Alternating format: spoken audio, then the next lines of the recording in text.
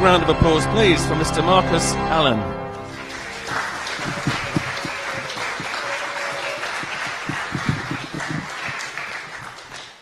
Thank you, and good evening. And Andy, thank you very much for that generous introduction. I hope I'll be able to live up to it, and if in an hour, A, you're still here, B, you're still awake, and C, you're still waiting to ask those questions, I'll know we've succeeded. You may know me as the editor, or not the editor, the publisher of Nexus magazine, and those of you who are familiar with it, you'll know that it's worth the read. Those of you who are not familiar with it, you can buy your latest copy on the table outside.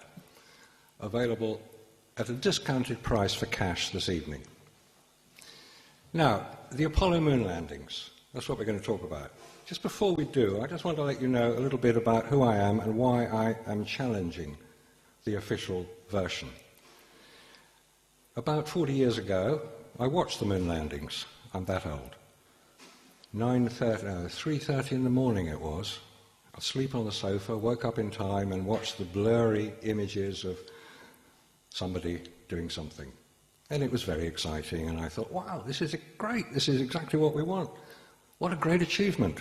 And for 25 years, like many people, I believed that this is what was happening, that what was shown was for real.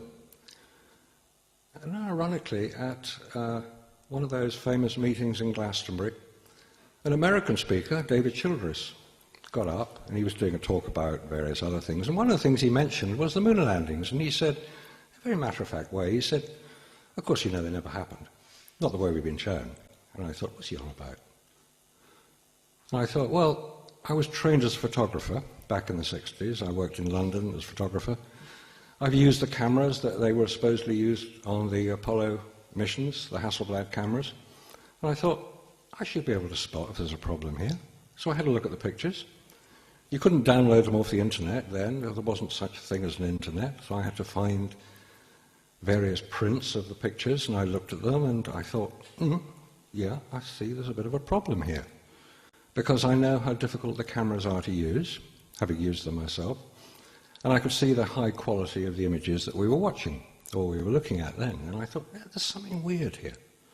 And the more I looked at it, the more I discovered that there were anomalies. There were things that didn't add up, and that's what we're going to be looking at tonight. So let's just start with the basic subject. But the second part, is it fact or is it fiction? Most people will say, of course it's fact. I saw it happen, I've seen the pictures, I've heard the interviews, I've read the books, I've watched the TV. It's for real. How can you possibly fake something like that? And then you get this, and this is the ultimate arbiter, isn't it, of truth. National Geographic, 1968, this cover came out. The world's top-selling magazine at the time, 11 million copies. If anybody knew if there was a problem with the photographs, you would expect National Geographic to have spotted it. But they didn't.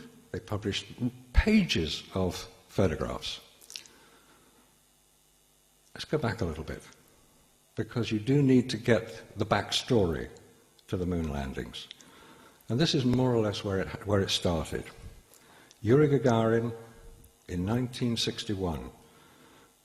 Life magazine cover dated April the 21st, 1961. This was America's wake-up call. America was suddenly aware that they couldn't do what the Russians had done. They couldn't put a man in space. And we all thought, brave man, wonderful, he's done such a good job. But let's just have a look at what the Russians actually achieved, because that's a key part of this. Because 6 weeks after that cover, in May the 25th, 1961, President John Kennedy got up in the House of Congress and made his famous speech to land a man on the moon before the decade is out. That was the challenge. At that point, May 1961, no American had been into space. Alan Shepard had gone up on the top of a rocket and come down again. Hardly getting into space. He'd gone no higher than the X-15 planes, the rocket planes that had been flying quite a few years earlier than that.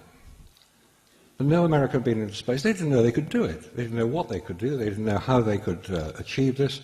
But Kennedy, as president, made the challenge, and America has to come along and fulfill it. Now, what's happening over in Russia?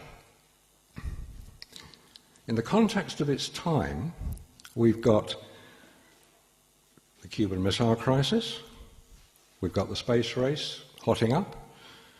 A little bit later, we have Kennedy being assassinated, we have the student riots at Kent University, we have the Vietnam War getting particularly nasty, we have Robert Kennedy being assassinated, we have Martin Luther King being assassinated, we have Malcolm X being assassinated, we have upheaval in America.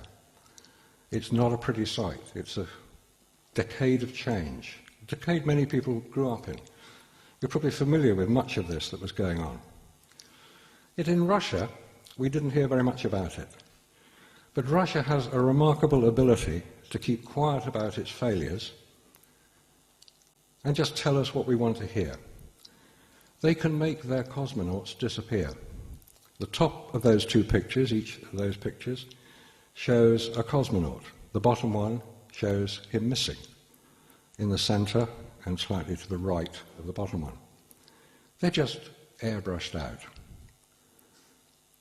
And the reason they were airbrushed out is because they no longer were alive. The man in the middle, on the top left, is Sergei Korolev, the originator and the driving force behind the Russian space program. He was a genius. On his right is Yuri Gagarin, the man we've all come to think of as the first man in space. No, he wasn't. He wasn't the first man in space. He wasn't even the second or the third. He was the 10th Russian into space. And we know that because two Italian brothers, my Italian's not brilliant. They were two Italian brothers. Giudica Cordelia was their name. And they were listening in to the Russian radio transmissions from their orbiting spacecraft. They rigged up some remarkable transmitters. Excuse me, I'll just get my pointer so we can see.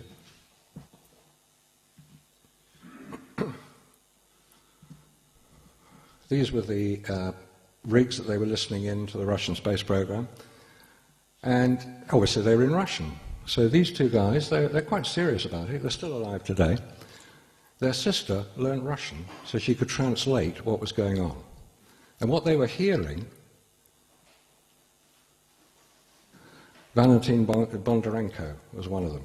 He survived his flight, but he had 100% burns. He was taken to hospital.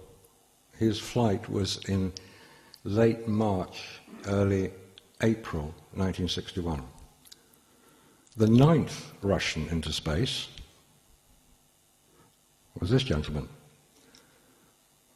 Vladimir Ilyushin. The name is familiar. Ilyushin, he was the son of the aircraft designer, the Russian aircraft designer.